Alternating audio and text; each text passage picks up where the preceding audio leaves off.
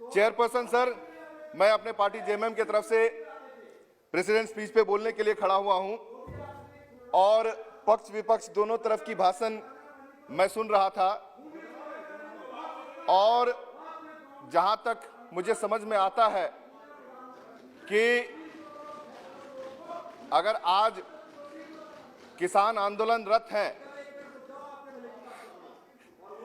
Sir, अगर किसान आंदोलनरत हैं तो मुझे लगता है कि कहीं ना कहीं सरकार को उस ओर बढ़नी चाहिए, क्योंकि ये मसला कोई पक्ष और विपक्ष का नहीं है, कोई पार्टी का नहीं है। इसमें सरकार को आगे बढ़ करके इस मसले को हल करना चाहिए। बहुत सारी योजनाओं का जिक्र, सर जी आपको टाइम मिला, जूनियर लोग को भी थोड़ा टाइम दीजिए। सीनियर बोल करके आपको बहुत टाइम मिला, थोड़ा जूनियर की बातें भी सुने।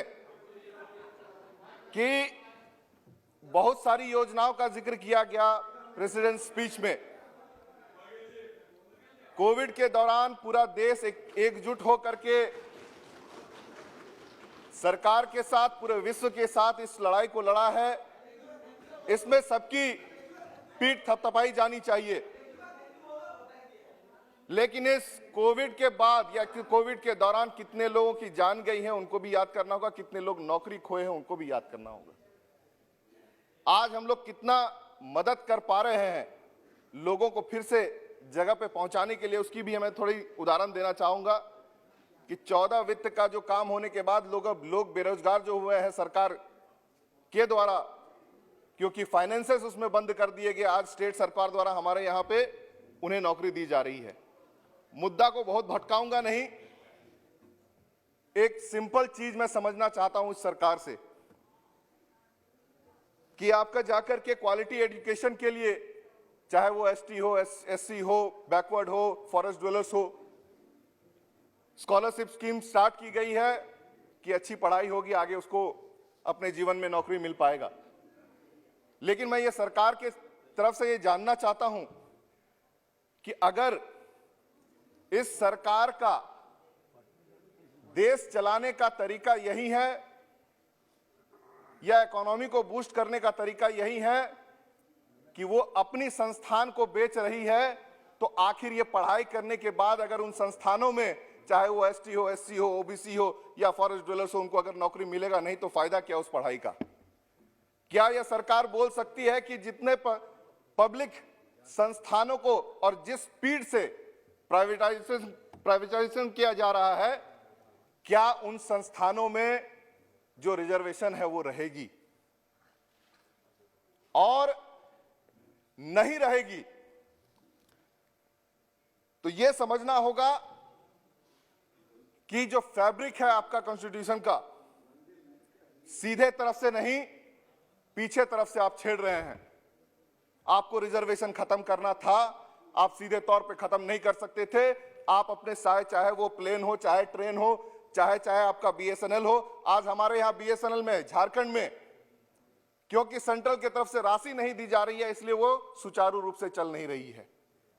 और सभी संस्थानों का भी वही हाल है।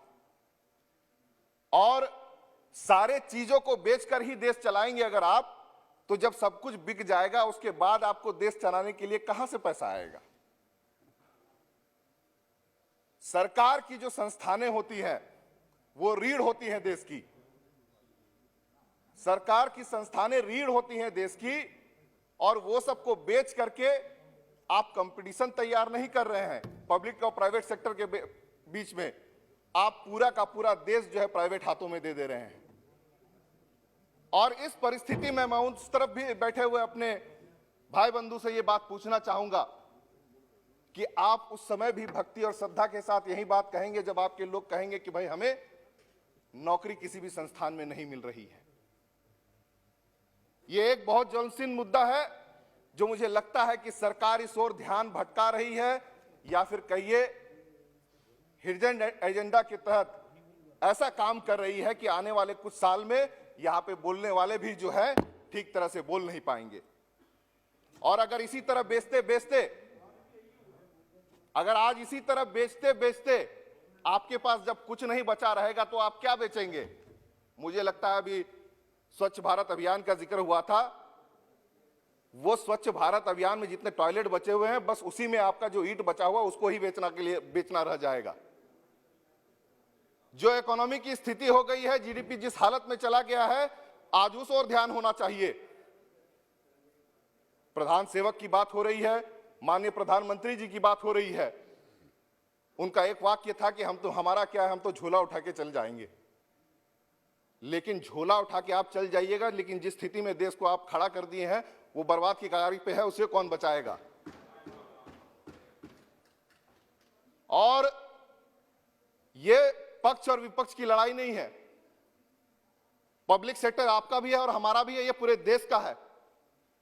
आजादी के बाद बहुत मेहनत से इसे खड़ा किया गया है और आज इसी तरह से आप प्राइवेट हाथों में लगातार अगर इसे बेचते रहेंगे तो ये देश को पूरे तरह से बर्बाद आप अपने ही हाथों से कर रहे हैं। बहुत ज्यादा लंबा नहीं खींचूंगा, लेकिन हाथ जोड़ करके विनती करूंगा कि अगर सच्चे में देश से प्रेम है तो देश को बचाने का काम कीजिए, ना कि बर्बाद करने का काम कीजिए। बहुत बहुत धन्यवाद।